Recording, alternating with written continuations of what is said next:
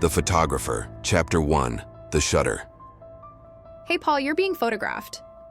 A giggling, sun-tanned girl in her early 20s snorted with laughter and nudged with her elbow a tall guy in a wrinkled, sweat-soaked t-shirt. He was leaning his shoulder against a lamppost and, judging by his heavy breathing and drooping eyelids, looked ready to die of heatstroke any minute. Nearby, casually waving a guidebook, his girlfriend was sitting on their backpacks. Paul, with some effort prying his upper eyelid away from the lower, cracked one eye open and focused on the man with the camera. The man was also looking at him with one eye through the lens and, beyond any doubt, was about to press the shutter. "Maybe he's taking a picture of you," Paul said, brushing it off with a lazy wave of his hand. No, you. The suntanned girl laughed. You're the only good-looking one here. Paul grunted with satisfaction, sucked in his stomach, and striking a pose like Michelangelo's David, stuck his tongue out at the photographer. The shutter clicked. And at that very same instant, right here, on the broad avenue, just a couple of steps from a bus stop and 100 meters from the Royal Palace, like a Mustang breaking loose from the herd, a sedan burst onto the sidewalk and slammed the unlucky Paul hard against the lamppost. The guy died instantly, tongue sticking out, eyes bulging. The girl was spared by sheer luck. It took at least a minute before she grasped what had happened and began to scream. Soon, police officers arrived at the scene. It turned out the driver had fled. That surprised no one. The car, as they quickly established, had fake license plates. When the police began questioning witnesses, one elderly woman remembered the photographer. There was a photographer here. He was taking pictures of the boy who died. He must have snapped the freak who ran off too. Where is this photographer? The officer swept the crowd with a tired look. People immediately started glancing around, searching for the man with the camera, but he was nowhere to be seen. What did he look like? Any distinguishing features? The officer pressed. The witnesses rubbed their foreheads, wrinkled their noses, but couldn't recall the man's height, his age, or the color of his hair. They couldn't even remember what the photographer was wearing. I remember his camera. The dead boy's girlfriend sniffled. Just the camera. "What kind of camera?" the policeman asked. Big, black, with patterns on it. "What brand? A DSLR, a point and shoot?" He kept probing. I don't know. With a vacant expression, the girl covered her face with her hands and shook with sobs. Chapter 2, The Boundary. His camera really was unusual to look at least 100 years old, a hefty piece of antiquity with a large convex lens and an assortment of obscure levers and dials. As for the photographer's appearance, it was so utterly unremarkable that describing it, or remembering it, was entirely impossible. That trait helped him immensely in his line of work. At first, afraid of being recognized, the photographer wore sunglasses, but he quickly realized his eyes were too dull and expressionless to bother hiding behind dark lenses. The photographer's name was Mortimer Witness. Stowing his equipment in a leather backpack case, the inconspicuous gray man hurried home. Witness was so eager to develop the photograph he had taken that he stumbled twice and walked at such a pace it was as if he were fleeing a pursuit. Fortunately, it wasn't far.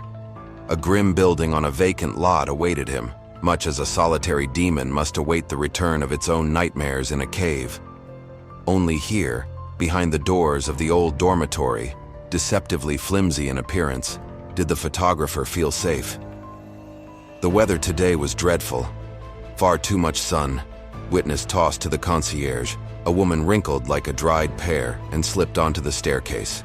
The photographer never used the elevator, only the stairs. He didn't trust machines in general. The staircase was dark, exactly to his liking. Witness couldn't stand light colors and despised dirt, which, as everyone knows, shows up far better on pale surfaces. Besides, the photographer had allergies to dust, fur, sunlight, and other people. In fact, he was most likely not human at all. Once, Witness had briefly and quite seriously wondered who, or what, he really was. But work distracted him almost immediately, and he never returned to such thoughts. Human or not, what difference did it make, really? Witness lived high up, very high. But the clever staircase, as if sensing his reserves of strength and monitoring his shortness of breath, varied the number of flights and steps each time. Today he made it up fairly quickly, in just 5 minutes. But once, oh, that was the magnificent day when Messrs. Gloucester bought 5 of Witness's works at once. That ascent took the photographer no less than 2 hours. Entering his room, Witness immediately slid the bolt into place. He always did, automatically without thinking. Then he turned on the light. There were no windows in the photographer's dwelling. The ceiling bulb timidly illuminated the space, which felt like a cramped closet, since the eye instantly ran into a dense black curtain dividing the room in two. The front half was the living area. Against one wall stood a neatly made metal bed. Opposite it, a wardrobe and a large wrought iron chest. Mortimer Witness lived more than modestly. Luxury and trinkets held no interest for him whatsoever. He didn't bother taking off his shoes and went straight behind the curtain. The second half of the room housed the Holy of Holies, the apparatus for developing photographic plates. Here, under the glow of a red lamp, a mystery unfolded, comparable perhaps only to an act of birth. The photographer had prepared everything since morning. The apparatus had been checked and calibrated. All 33 types of chemical mixtures, measured with painstaking precision, had been poured into their respective trays. The camera owned by Mortimer Witness was not merely unusual. Not a single specialist in photographic equipment, even the very best, could have turned the brick-like contraption in their hands and named its make, and to avoid embarrassing themselves, would have settled for calling it junk or an antique. The technologies Witness employed were so obscure and convoluted that explaining them in familiar technical terms was utterly impossible. From the outside, however, the process was simple enough to describe. The photographer took a picture, then, to develop it and obtain the image, so to speak, on a physical medium, inserted the photographic plate into the apparatus. Inside the machine, the plate was completely destroyed, and the developed image was transferred onto a special card measuring 4 by 6 inches. Naturally, it was easy to guess that photographs produced by such an unusual and, at first glance, wholly irrational method existed in a single copy only. No, they could of course be reproduced as well, but the original was always unique. And the members of the secret club, especially those who considered themselves collectors, were interested exclusively in originals. 30 minutes later, Witness powered down the red-hot apparatus and carefully, using tweezers, removed the finished photograph. Examining it under the lamp, he sighed and slowly shook his head. The shot had turned out decent, but still, Witness had expected more. He had done everything right, virtuously caught the moment when the young man pinned to the lamppost was still alive and yet already dead. The boundary between being and death, a line as thin as a hair. Too fast, Witness thought. He died too quickly and too easily. Still, it would be a shame to throw it away and then let it hang for now. Someone might buy it. After all, even an easy death can be quite curious. Pulling the curtain aside, the photographer returned to the living part of the room, the card in his hand, and stopped by the bed. The wall above it was literally speckled with photographs. More than 100 black and white prints, 4 by 6 inches in size, hung haphazardly, crooked and mismatched, dangling from scraps of tape.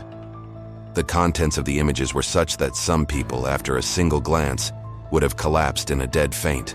Others, yes, there are such people, would have savored each card with lively, genuine interest. Every photograph depicted a human being. Here, for instance, an elderly woman with gray wisps of hair was somehow suspended above a kitchen stove. No, she wasn't levitating. She had hanged herself. And here, a student lay twisted on a lawn, a textbook clutched under his arm. No, he hadn't lain down to rest. The handle of a knife jutted from his back. And here, someone of indeterminate age and gender, eyes wide open in terror. Around them, carnage. No, this wasn't existential performance art. A few seconds earlier, the person had been standing on a railway platform, glancing at their watch, waiting for an approaching train. Mortimer Witness photographed death, or more precisely, the moment when the heart delivered its final beat, and the lungs made one last convulsive attempt to gulp down a bit of air. The final breath, the rasp, the twitching eyelids, the words frozen on the lips. That was what interested Witness. That was what united his photographs. Repulsively horrific and at the same time impossible to look away from, like Victorian post-mortems or skin-stretched skulls in the Capuchin catacombs. Witness's everyday life was not remarkable for variety. He didn't watch television, didn't read books, didn't applaud performers in theaters, didn't sit at cafe tables, didn't make acquaintances, didn't entertain himself culturally or otherwise.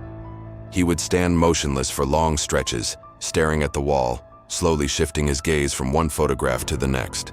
Sometimes the photographer unlocked the chest, took out heavy leather-bound albums, and leafed through them. What was kept inside those albums, he showed to no one, not even the most generous visitors to his little room.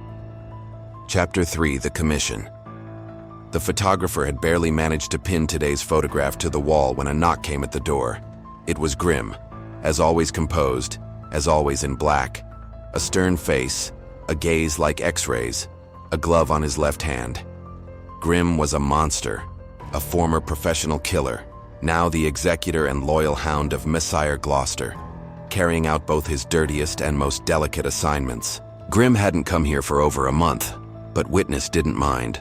Other clients were far less demanding than his master.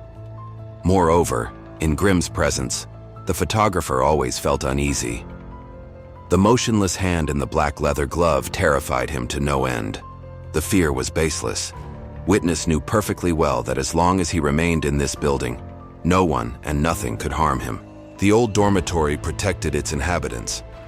The photographer had no idea exactly what would happen if Grimm or anyone else went against the rules established on its territory.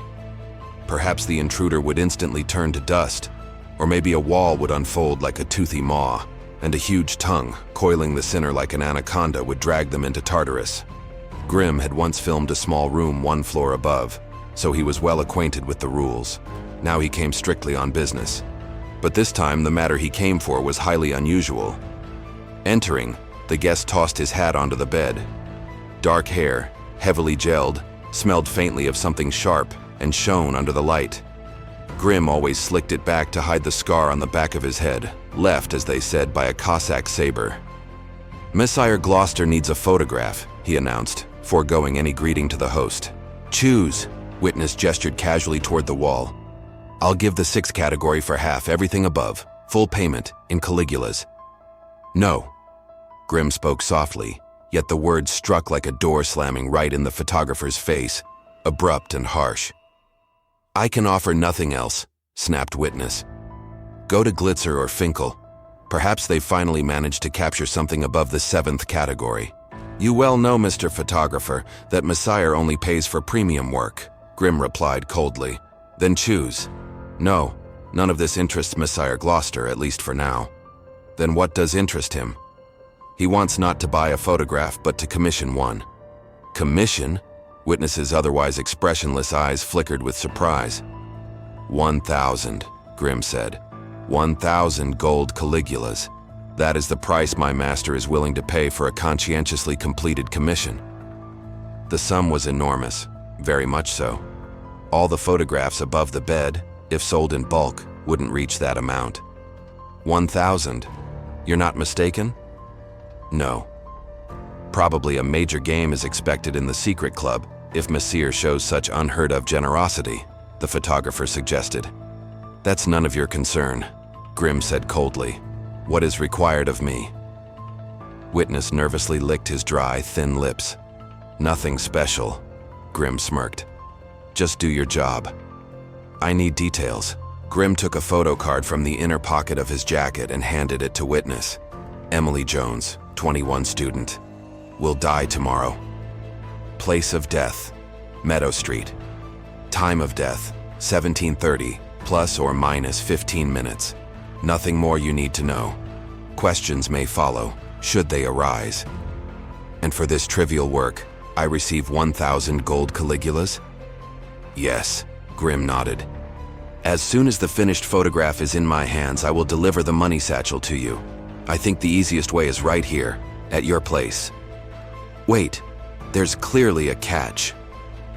Turning, the photographer pressed his forehead against the doorframe and closed his eyes to gather his thoughts. Even through his back, He felt Grimm's piercing gaze burn through him. How Gloucester knew about the upcoming death was completely unclear. Such ability belonged primarily to those called photographers, of whom the city had only 3, Witness included. When Grimm first entered, a small warning bell rang in the host's mind. Now it felt as if a whole monastery of bells tolled under his skull. Yet, despite the excess of ill omens, Witness was so intrigued that he dared a direct question. "Tell me the truth, Grimm. Who gave you this lead?" "Finkel," Grimm said slowly, as if reluctantly after a pause. "Then why did you refuse his services?" "Messire Gloucester values reliability above all. Risk is unacceptable, categorically." Grimm smiled faintly. "Neither Finkel nor anyone else is trusted as much as you, Mr. Witness. I hope you understand me." "I understand perfectly," muttered the photographer, half lost in his own thoughts. "But you're still taking the commission?" Grimm changed his tone to a stricter one, making it clear that idle chatter was at least tiresome. "I'm taking it. When will the photograph be ready?" "Come by tomorrow after 9 p.m. Calmed slightly, Witness shifted into his usual businesslike manner.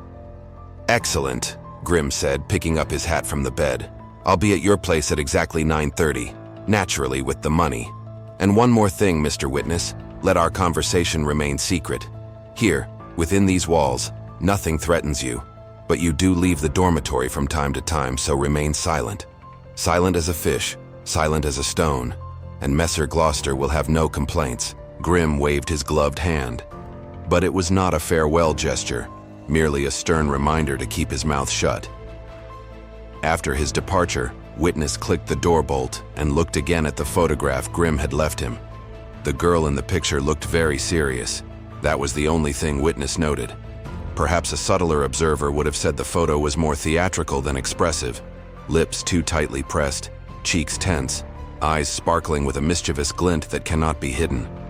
In a second, this very serious girl would no longer withstand her own seriousness and would laugh. He turned the photograph in his hands thoughtfully, then pressed it between his palms, and feeling a slight warmth, closed his eyes. It took him no less than an hour to find among millions of interwoven threads the single one that needed to be pulled. Grimm spoke the truth. Tomorrow, roughly between 5:30 and 7 p.m., this girl would die. The black mark of death, resembling a writhing ball of snakes, pulsed clearly above her head.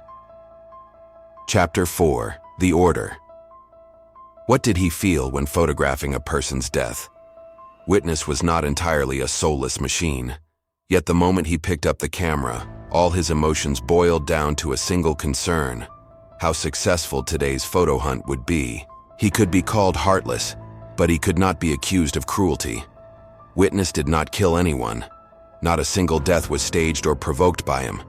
Somehow, he simply found himself at the right place at the right time, aimed the camera, and pressed the shutter. There were several occasions when Witness saved people by warning them of danger, and then death, baring its teeth, retreated. He acted not out of humanism, but because he needed the money. The saved ones rewarded him generously. Another peculiarity of Mortimer Witness was that, thanks to his own grayness and unremarkable appearance, he harbored no complexes. If his professional qualities were not questioned, he felt neither insult nor humiliation. He could knock on any apartment door or stop the first passerby to ask a question that would make even Liverpool fans blush. Yet Witness was not fearless. He felt genuine terror thinking that he himself might one day die. It is easy to control the fates of others, but not your own. No matter how you twist your head, death is always behind you. One day it will step out of the darkness, and feeling its cold kiss on the back of your neck, you will understand that it is all over. Emily Jones sat at a table on the summer terrace of one of the countless city cafes, leafing through a book and waiting for the waiter to bring her lunch. Emily had just over 3 hours left to live. The photographer sat at the neighboring table, pouring himself green tea from a French press. The job ahead was a serious one. Witness decided to play it safe by approaching the target early. The office where Emily had found a summer job as a student was in the same building.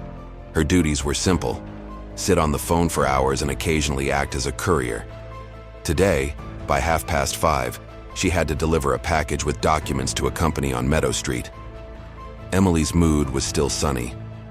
After delivering the package, she did not need to return to the office and would plan her evening as she pleased. Hastily finishing lunch, she ran off. Witness followed her with his gaze but stayed behind, even ordering 5 vanilla eclairs. There was no rush. The photographer had already tuned into the necessary wavelength, and now the ticking of the clock in his head measured how long the ordinary city student Emily would live. Or not entirely ordinary. It was for this rascal Gloucester that her head was needed. Even sitting in the cafe, Witness would briefly notice people marked by the imminent sign of death, yet none of them, unlike Emily Jones, suited him. Something interesting would happen soon, in the game hall of the secret club. Something very interesting. Witness thought of this as he sipped his tea on the veranda and nibbled on eclairs. As Grimm had predicted, it happened at 5:30. Emily, with the package in hand, clomped along Meadow Street in sandals, searching for the building number. Witness followed 2 steps behind. His camera was uncased, the pad of his index finger stroking the coarse shutter lever. The girl walked, and the sign of death, a nightmarish sticky mass, nearly touched her hair with its disgusting root-like tendrils, oozing black slime in impatience. Soon, very soon, they would feast. 20 seconds. 15. 10. The photographer suddenly accelerated, spun 180 degrees, and raising the camera like a soldier with a rifle, pressed his eye to the viewfinder. The wide-angle fisheye lens captured her entirely, from soles to the sun halo around her hair. She clutched the courier package to her chest with both hands, as if inside it was nothing less than the secret correspondence of some Lord Beckingham with provincial Anna Peterson. Seeing the photographer in front of her, Emily also smiled. Any girl feels pleased when a person with a camera pays attention to her. 3 seconds. How would she die? A piece of stucco molding falling on her head? A heart attack? And then, through the camera's lens, Witness noticed, 3 seconds from death, a figure materializing behind her. It was Grimm, as always well-groomed, always in black. Face stern, gaze like an X-ray. On his left hand, a glove. The next instant, God Almighty. Witness had hoped he would never see this in his life. The loyal servant of Messire Gloucester and former professional killer tore the glove off his hand in the final seconds. Witness's fingers suddenly released, and the camera fell. With a crash and clatter, it hit the pavement. The body deformed, the fisheye lens shattered. Gloucester's assignment failed, and failed with disgrace. Grimm, with mongoose-like reflexes, managed to stop in time. And when the girl turned, all of Meadow Street shuddered at her shriek. A mummy-like hand, dried, blackened, with yellow nails, hovered mere centimeters from her face. The hand of Thanatos. This name referred not only to Grimm's left upper limb, but often to Grimm himself. It killed instantly. Yet for the dying person, the moment of death stretched painfully and cost the full torments of 40 Sevastian martyrs. Dropping the package, the girl ran toward the palace square. The sign of death above her head was gone. Gloucester a villain, Grimm a killer. Ugh, both were villains and killers. As a result, the cards were indeed shuffled. On his way home, he kept looking over his shoulder. Grimm seemed to be everywhere. It felt as if Gloucester's servant might peel himself off a wall like a shadow, drag him by the collar into the nearest alley, and then, gently holding him by the throat, ask with a trace of genuine sadness, "How could you mess this up so badly, Morty?" Witness understood that this conversation was inevitable, but he hoped to have it on his own territory. He didn't feel sorry about the broken camera. Nothing truly serious had happened to it, and nothing serious could have. It was as reliable as a Kalashnikov rifle. The camera was fully mechanical, with no electronics inside. Every part, even the glass, was easily replaceable. Witness kept so many spare parts that they would have been enough to assemble a dozen cameras. When the knock came at the door, Witness was already mentally prepared for the conversation ahead and knew perfectly well what should be said and what should not. Grimm again, or given the exceptional circumstances, Messire Gloucester himself. Still, it was grim. You have let down both me and my master, Mr. Witness. We believed you to be a professional and you turned out to be a bungler. I came here to... Well, first I want to hear your explanation. What happened? Why did the camera fall? I barely managed to pull my hand away in time. And if I hadn't, fool, you have no idea what might have happened. I don't think anything particularly dramatic would have happened, Witness replied calmly.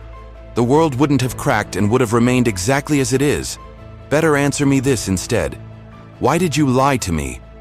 Why did you bring Finkel into this? He never told you anything. Let's say he didn't, Grim admitted with unexpected ease. Crossing one leg over the other, he sat with deliberate familiarity on the bed, tapping the fingers of his good hand against the hat resting on his knee. Agreed, Witness. After what happened, there's no point in hiding it anymore. We didn't speak to Finkel or Glitzer or anyone else at all. And yet you specified the time of death quite precisely, the photographer noted. You did so because you planned everything yourselves. Messiah Gloucester needed the death of a specific person, but since that person was going to live for quite a long time, and the Messiah is not a patient man, we decided to kill her, Grim finished for him. That's correct, Mr. Witness, absolutely correct. And the card would really have turned out to be that valuable? The room's owner asked. First category, Grim shrugged. Beyond any doubt. 666 out of 666, an absolute diamond. A death by my hand, as you understand, can't amount to anything less. In that case, Grim, you'd be killing people left and right, and I wouldn't even have time to photograph it all. The photographer waved his hand tiredly. You're a fool, Witness, if you don't see that flooding the club with first category cards would devalue them. No, we need exclusive merchandise. You see, Witness, I'm being more than frank with you. So you're saying I'm a fool? Witness quipped. All right, Grim, I'll repay candor with candor. I smashed the camera on purpose. Hear that, Grim? On purpose. Witness noticed the guest stiffen immediately.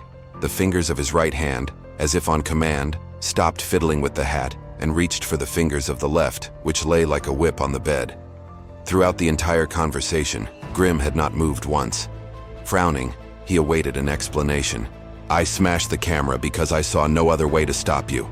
I smashed it because I was thinking of Messiah Gloucester's interests more than you, his faithful hound. I smashed it because this murder made absolutely no sense. What do you mean, no sense? The professional killer Grim asked in genuine surprise. Why? The photographer decided it was time to bluff. Because Emily Jones was never going to live long and happily. I read her true fate. The girl will die on her own, and very soon. There's no need to kill her. But first category. Doubt crept into Grim's voice. Believe me, she will die painfully enough. The category will be first.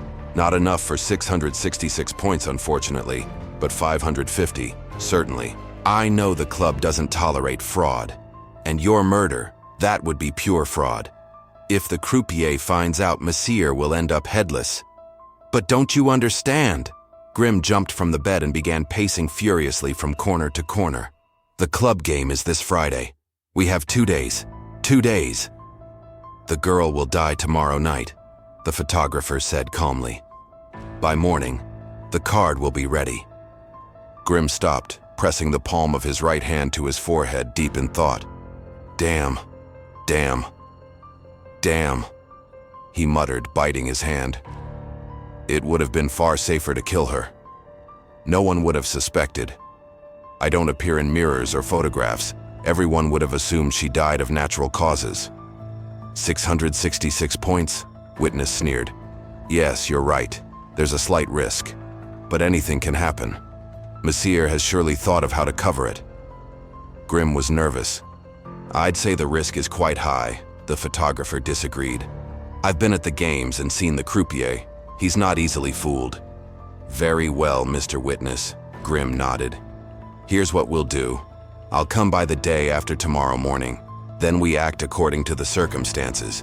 If the girl is dead but the card isn't ready, you're a dead man. If you misjudged and she's alive, we quickly repeat today's scenario. Messier will leave for the club at 11. The photograph must be with him. Agreed, said the photographer, letting the guest into the hallway. "Monsieur will even thank me for this. Goodbye, Grim." "Goodbye." Exhaling, Witness was once again left alone with himself. Chapter 5. The Set. The secret club mentioned in their conversation was not merely an establishment for the chosen few. Only the chosen few even knew of its existence. Monsieur Gloucester was listed among its oldest and most influential members. Once a month, the club hosted a card game. The stakes were not dollars, euros, or pounds sterling, but so-called golden Caligulas, which could, if desired, be exchanged for dollars, euros, or pounds sterling. The game followed rather elaborate rules, and the playing cards themselves were photographs produced using a secret technology by specialist photographers. Death cards, which were Witness's specialty, ranked highest in the deck. Most photographers had a narrow specialization. Few could work equally well across different subjects. There was, of course, Glitzer, who took on everything. But the rejection rate in his work was off the charts. Witness could not recall a single case of anyone winning while holding Glitzer's cards. There were 20 types of cards in total. Most of their names spoke for themselves: birth, pain, catharsis, pleasure, love, grief, and joy. And at the very end, the highest unit in the game: death.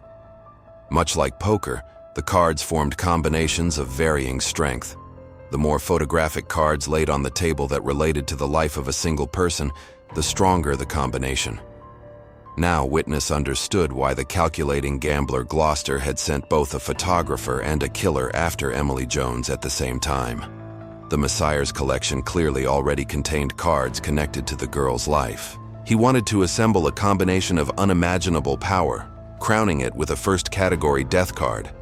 666 points out of 666 possible. How many of Emily's cards had Gloucester already collected?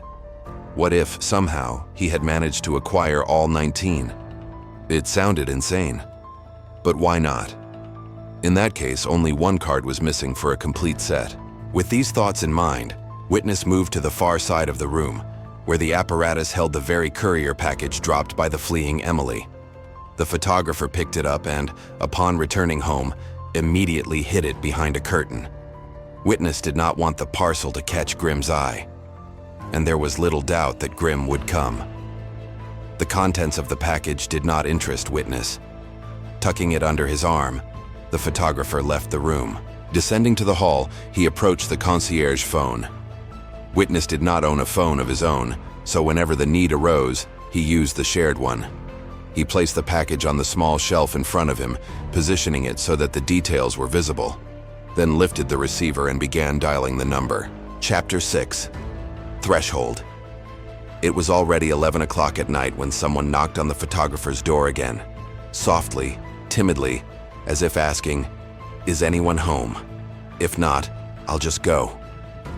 Witness slowly shifted his gaze from the wall to the door, wiped his sweaty palms on his trousers and went to open it. Emily Jones stood on the threshold, hesitantly shifting her weight from one foot to the other.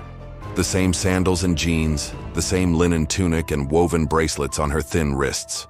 Only now there was an oversized cap worn backward on her head. Her expression had changed too. More wary now, like a small forest animal that has caught the scent of a fox's den. "Sorry it's so late. Is this you, Mortimer?" Emily asked. "Come in." Witness stepped aside, but the visitor did not hurry to enter, lingering in the doorway. "Some man called me. He said you'd found a packet with documents. I guess it's the same one I lost on Meadow Street." "Don't you recognize me, Emily?" Witness asked, staring intently into her eyes. "I was the one who photographed you when you dropped the packet and ran from the killer." "Killer? What killer?" Emily tensed, shrinking inward at once. Distrust flickered in her eyes. "Some degenerate just wanted to scare me. Shoved some kind of stinking chicken foot in my face. Well, he succeeded. I screamed loudly and ran fast." "All right, let it be a chicken foot." The photographer nodded. "Will you come in after all?"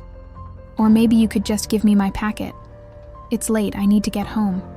If my boss finds out I lost it, I'm done. I won't get away with just being fired.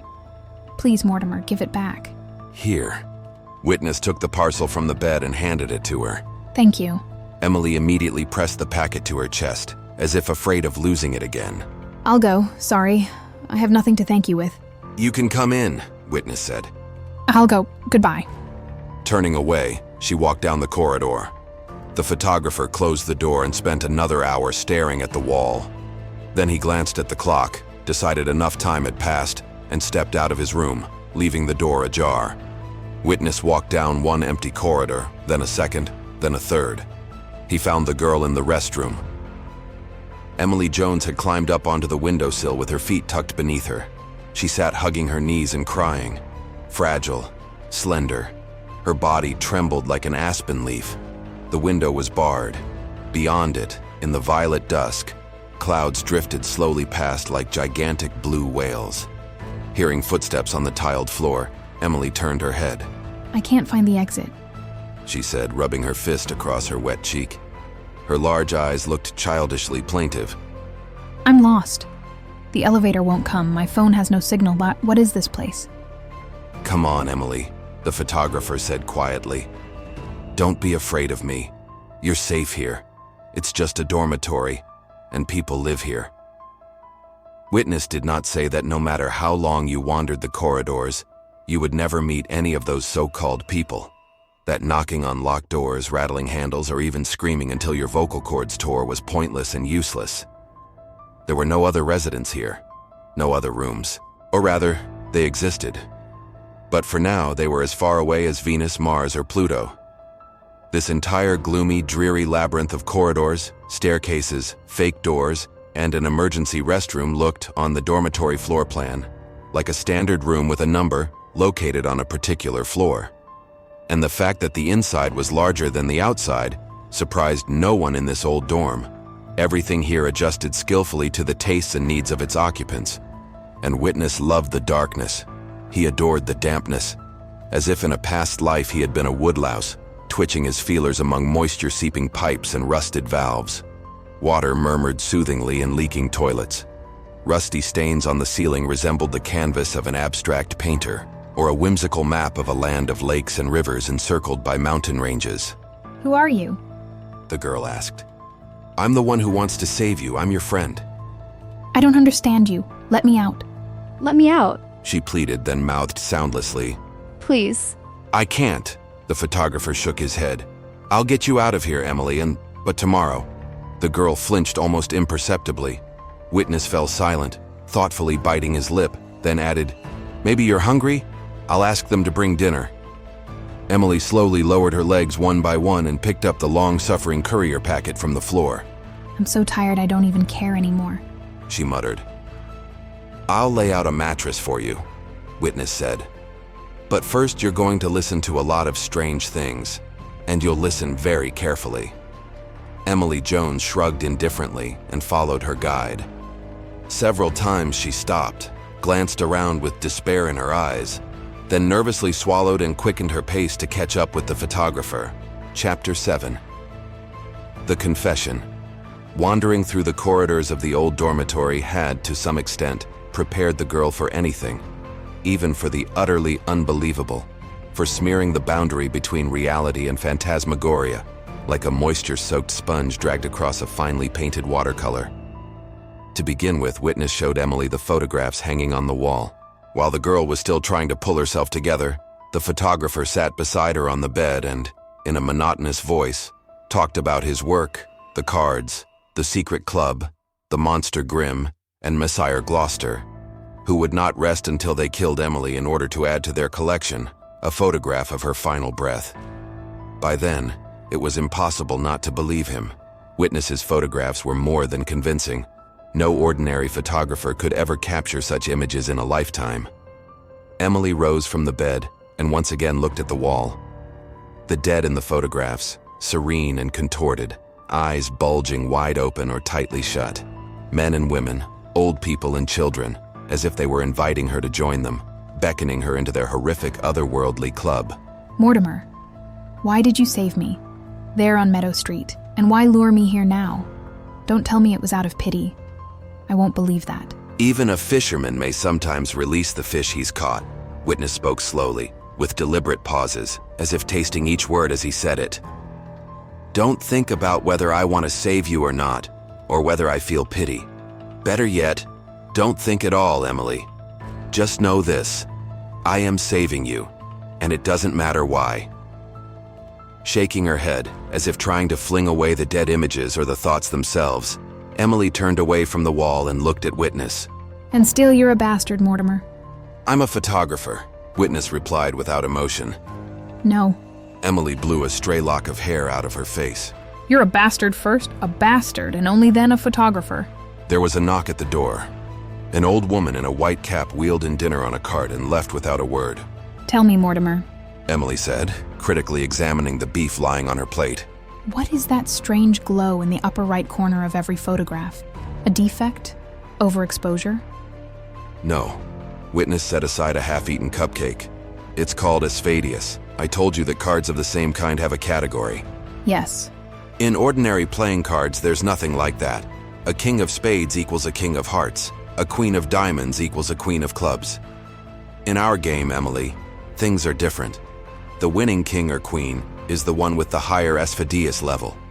Asphadeus determines the number of points, or more simply put, the strength of a given card. For convenience, cards are divided into 10 categories by points, and the maximum score a card can receive is 666. A pretty number, Emily remarked. Your secret club sounds like a gathering of Satanists, but I still don't quite understand what asphadeus actually is. Can you explain it in simple terms? Well, Witness hesitated, trying to put into simple words something he himself didn't fully understand. It's something like an emotional energy discharge. Any event in a person's life is accompanied by such a discharge. The brighter the event, the stronger the discharge, the more asphadeus points. I see. Emily sighed hopelessly over the beef she had mangled with her fork, realizing that the food would not go down at all. The place itself hardly encouraged an appetite either. If a person dies peacefully in their sleep, their asphadeus is small. But if, before death, they are tortured for a long time and with elaborate cruelty by a dozen certified sadists, then it's large. And what kind of asphadeus was I supposed to have, Mortimer? Ask Grimm about that. The dryness of the reply killed any desire to press further. Don't torture yourself with food. If you don't want to eat, don't. Come on. I'd better show you the apparatus. The photographer led his guest behind a curtain where an elaborate machine loomed, resembling a greatly reduced replica of an antique steam locomotive. Sleeping pressure gauge needles, levers and toggle switches clad in brass plates, a cylindrical body, rivets. All of it seemed far more connected to the profession of an engineer than that of a photographer. It was important to Witness that the girl trust him completely and without reservation. Otherwise, nothing would work. For that, he was ready to show her anything, to take down from the shelf whatever trinket her curious gaze might point to, and to talk, and talk, and talk. And the more you talk, the easier it becomes to leave things unsaid. The apparatus failed to interest the girl, unlike the shelving units rising up to the ceiling, crammed full of curious objects. There were many things here that begged to be touched and examined. Many of the items looked insanely ancient, but for some reason it was an elegant blue glass vial, set in silver, that caught Emily's eye first. Probably because the dust had only recently been carefully wiped from it, and it had been placed in a prominent spot.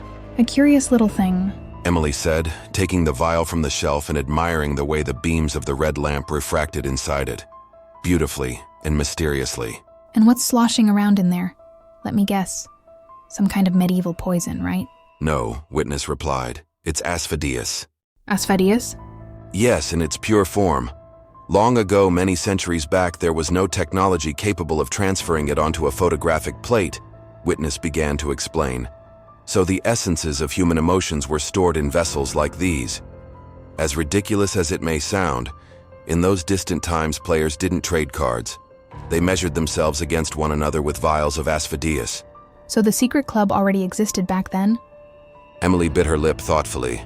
No, the photographer replied, but certain analogs of it naturally did. And whose asphadeus is sealed in this vial? Jan Hus. He was burned at the stake in the 15th century, accused of heresy. A good death. A first category asphadeus. a great rarity. The photographer took the vial from Emily and carefully placed it back on the shelf. 666 out of 666. The girl murmured. Poor Janhas.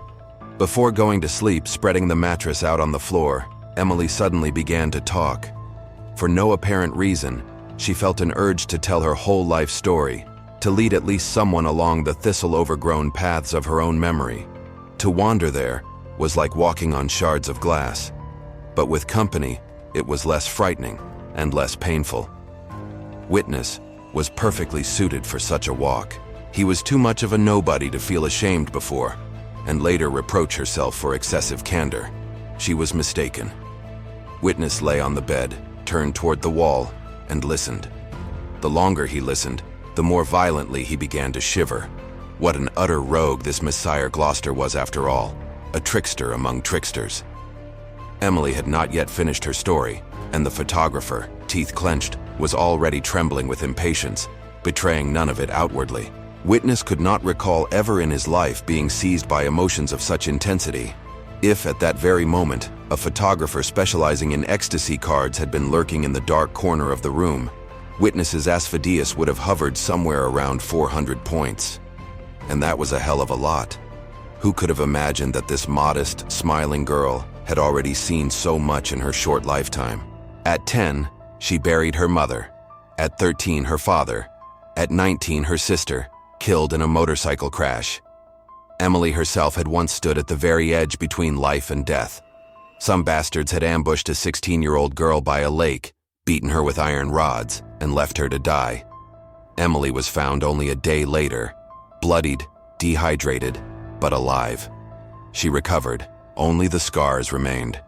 She had known love too, vast and powerful, ending in premature labor and a 6-month course of rehabilitation in a psychiatric clinic. The child was taken from her, of course, and only last year had she finally managed to cling to something, enrolling in the first year of the Faculty of Arts. It seemed life was, more or less, beginning to come together. The brightest memory Emily shared with Witness would have struck many as strange, but the photographer marked yet another, the final, mental check with satisfaction. The Louvre, Portrait of Charlotte Duval d'Ogne by Marie-Denise Villet. So then, Witness summed up silently, 19 cards. Her life was so saturated with emotional upheavals that it formed a deck of 19 cards, from birth to catharsis, and almost everyone qualified for the first category. If Gloucester had somehow managed to collect them, then good Lord, this messer was nothing short of a genius. With a death card in hand, he would scatter to the winds anyone fate set against him at the gaming table. Emily had long since fallen asleep, while the photographer kept thinking, and dangerous, blasphemous thoughts swarmed through his mind like a crowd of shrieking heretics. Chapter 8. The Deal. In the morning, a day later, Grimm was once again sitting on the photographer's bed, and he looked sickly unwell. The poor fellow was clearly nervous. "Is it done?" Grimm asked. "It's done," Witness confirmed, handing his guest a warm envelope containing a photograph that had not yet cooled after being pulled from the aggregate, heated to 2,000 degrees. "Forgive me, but I must check." With these words, Grimm carefully tore open the envelope and, pulling out the photograph with trembling fingers, began examining it closely through a special piece of glass evidently given to him by Gloucester. Yes, of course. While awaiting the verdict, Witness stepped over to the curtain and stood there idly, arms crossed over his chest. "Wow." Grimm lifted his head, his eyes shining. "I'm not the strongest expert, Mr. Witness, of course, but damn it, this is the first category." "The first. 610 points, the photographer clarified. "I checked against the table. You see, Grimm, I didn't deceive you in the slightest. The girl truly had less than a day left to live, and what a death. An outright gift. She fell from a window at night and no one even noticed. And when they finally did, all that remained was to scrape the body off the asphalt and take it to the morgue." "She must have suffered," Grimm remarked, admiring the photograph with such tender fondness as if it were a picture of himself as an infant, back when he could not yet imagine what kind of monster he would become. "Oh yes, indeed," Witness agreed. Here's your money, Mr. Photographer. No need to count it. My deepest thanks. Will you be at the game tonight? Without fail. Then that's where we'll meet. Just a minute earlier, it had never occurred to Witness that Grimm was capable of smiling so broadly. Chapter 9, The Bet. The Secret Club opened its doors on Fridays, but only on the last Friday of the month. In all its spaces, from the grand staircase to the smoking rooms, a special festive atmosphere reigned. And yet there was something else as well. Something that made some guests exchange mysterious glances and whispers. Others withdraw entirely into themselves. Still others spin tall tales and chuckle at them, while a fourth group vanished altogether, only to reappear at the very last moment. Precisely in time for the blows of the great gong and the raising of the curtain. Yes, it was the day of the game. Witness arrived at the club early, together with his attendant, and immediately asked a footman to bring them cloaks and masks. "Mr. Witness, cloaks and masks are issued only to players and their seconds," the footman said with a polite bow. "I am a player, and this is my second." "In that case, please follow me." The footman led them to a private room, where 5 minutes later, a plump, thick-lipped man in an emerald green suit hurried in, introducing himself as the master of ceremonies. "You are a photographer, Mr. Witness, are you not?" "Quite so." "And you intend to play? Then allow me to remind you of the rule." "Forgive me, Mr. Shiner, but the rule is well known to me. It's just that photographers so rarely take part in the game that I thought, no matter, no matter." Witness picked up the mask lying on the sofa and tried it on in front of the mirror. "That is to say, you are aware that as a photographer, you are forbidden to have in your deck cards made by your own hand." "I am. The minimum stake tonight is 500 Caligulas. Please do not take this as impertinence, Mr. Witness, but the rules require me to verify that you possess such a sum." The photographer's second, who had already donned both cloak and mask, opened a leather valise before the administrator. Its contents were so financially persuasive that the plump little man immediately raised his hands in a gesture of apology. "Gentlemen, all questions are settled. I wish you a successful game." On the inner folds of the cloaks were pockets, about 40 of them, into which players placed their cards, sorting them as they saw fit. Witness's mask was gold, his second silver. The cloaks were black and identical, except that the seconds lacked the inner pockets. "We'll wait for the game to begin here," Witness said. "Players are forbidden to wander among the guests after changing." "And when will it all begin?" the second asked. "In an hour and a half the gong will sound and we'll go downstairs." "And what exactly will I need to do?" the second asked nervously. "Nothing. Just stand behind my back." They spent the remaining time before the game sitting in silence, watching the fire dance in the fireplace. From behind the lowered Baroque draperies, the noise of the street drifted in, while beyond the tall doors the guests were making merry in earnest, champagne bottles popping. At last, the first strokes of the gong rang out. To the chords of Bach's Passacaglia in C minor, the curtain in the banquet hall slowly rose, revealing a dark passage with steps descending into the depths. At once, everyone fell silent, and one by one, flowed in a thin stream into the opening. The ladies had it hardest of all. Voluminous crinoline dresses and high-heeled shoes were ill-suited to narrow staircases. Fortunately, there was always a gentleman nearby, ready to come to the rescue, to offer an arm, or at the very least help them make their way down. Descending below, the guests took their places between the columns of a spacious underground hall of circular shape, with shell limestone walls and an imposing bronze chandelier beneath a coffered ceiling. The central space was occupied by a large gaming table, oval in shape, and, according to the rules, divided into sectors. 20 players in cloaks and masks stood around the table at equal distances from one another. Each of them was assigned a sector of their own. Behind their backs stood their seconds, holding caskets with gaming chips. A single chip was worth 500 Caligulas. It was fascinating to observe the guests frozen behind the columns. The faces of most were either astonishingly, to the point of eerie implausibility, beautiful, or on the contrary, repulsively ugly. There seemed to be no middle ground. It felt as though, clad in tailcoats and gowns, both the gods of Olympus and the minions of Hades had descended here at once. The air smelled of expensive perfume. The ladies, oh, those enchanting magical flowers, rustled their dresses. Someone sneezed. The clicking of footsteps on the marble floor was absorbed by the porous texture of the walls.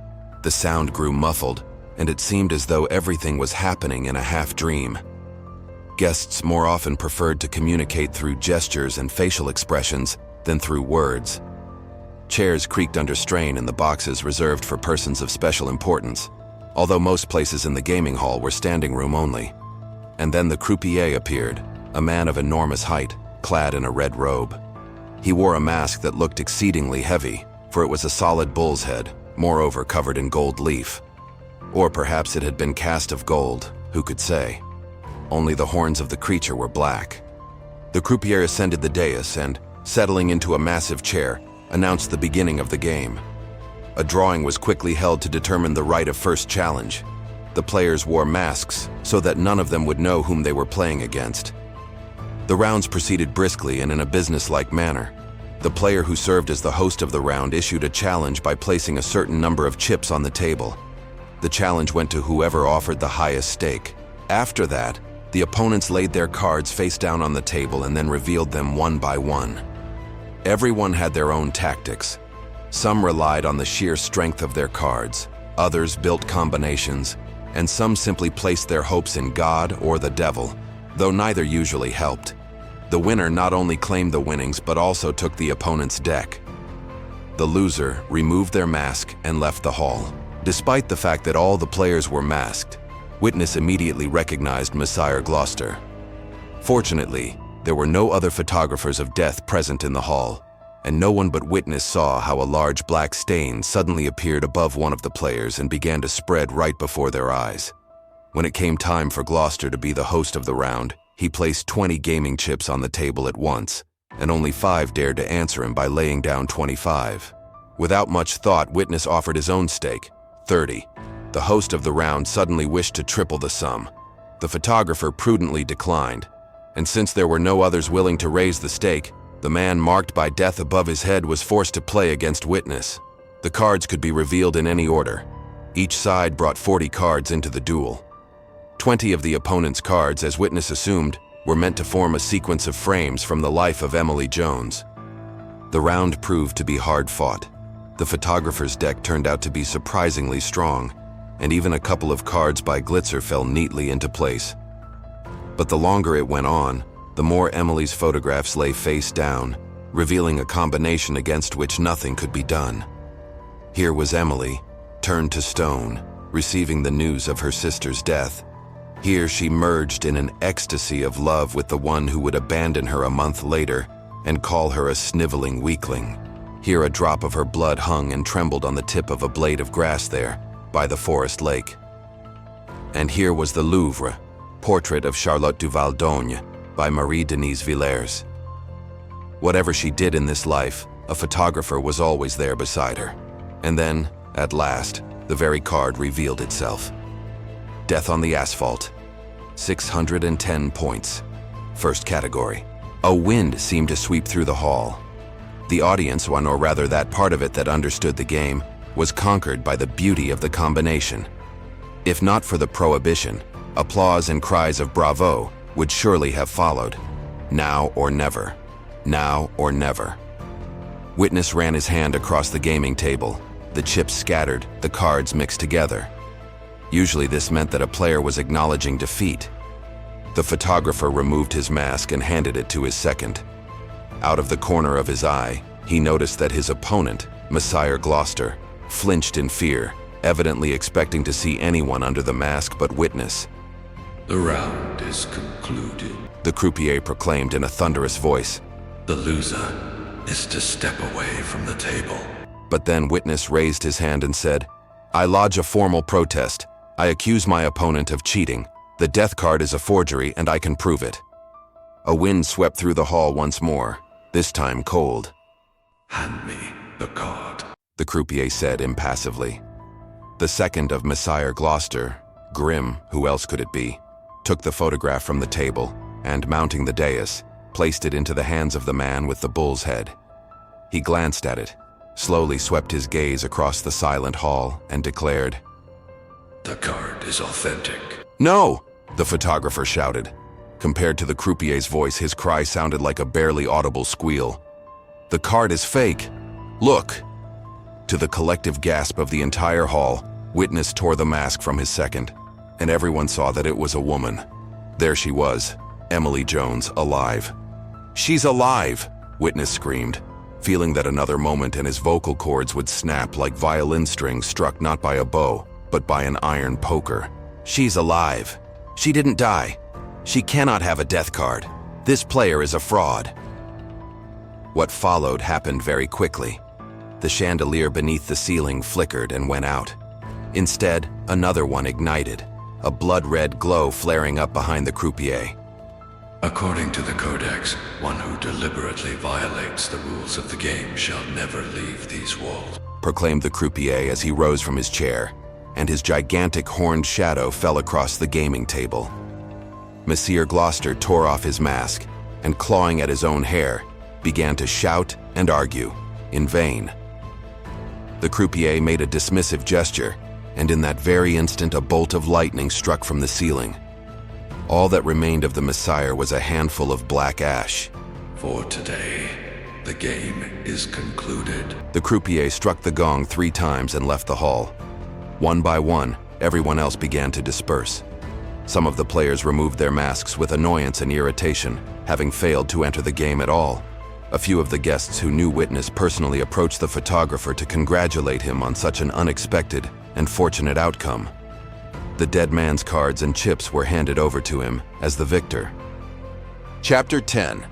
The game must go on to produce a forgery capable of deceiving first Grimm, then Messire Gloucester, and finally the croupier himself, is an art of a very particular kind. If one thinks about it, staging a convincing image of someone's agonizing death is not all that difficult. But forging Asphodelius Miwir, no, that is categorically impossible. And yet Witness devised a way to create a fake that no expert would ever expose. A fake that even creatures like the croupier, endowed with a supernatural instinct for lies, would accept as genuine, no matter how closely they examined it or how carefully they sniffed it out. The photograph depicting the death of Emily Jones was, of course, staged. The girl lay beautifully sprawled on the asphalt in a puddle of tomato juice, her eyes bulging, her jaw twisted to one side, and Witness captured it all with meticulous care. However, the secret behind the phenomenal quality of the forgery lay elsewhere. At the very moment he pressed the shutter, the photographer smashed against the pavement that very blue glass vial which had so intrigued Emily not long ago, the one containing the Asphodelius of Jan Hus, burned at the stake centuries earlier. From the shattered vial, the energy of death, fused with unbearable physical pain, instantly and precisely imprinted itself onto the photographic plate. 610 points out of 666. "Take care of yourself," Witness said when, at 4 in the morning, he and Emily stood on the canal embankment, the streets around them empty, dim, and silent. Thank you. Emily said, "Nothing threatens you anymore." And what about Grimm? Grimm is a pragmatist. He's busy looking for a new master. He has no time for you. Thank you again. Goodbye, Mortimer. Goodbye, Emily. The girl walked away. The photographer remained standing for a while, watching the black water and the lanterns reflected in it, and then he too headed home. All 19 cards lay in Witness's pocket. When Emily dies, and that will happen sooner or later, the photographer will be there. And then he alone will possess a unique deck. Cards do not have to be played. They can simply be placed into an album and admired, page after page, beneath the light of a ceiling lamp. Of all the albums Witness kept in his iron-bound chest, this one would be the most valuable.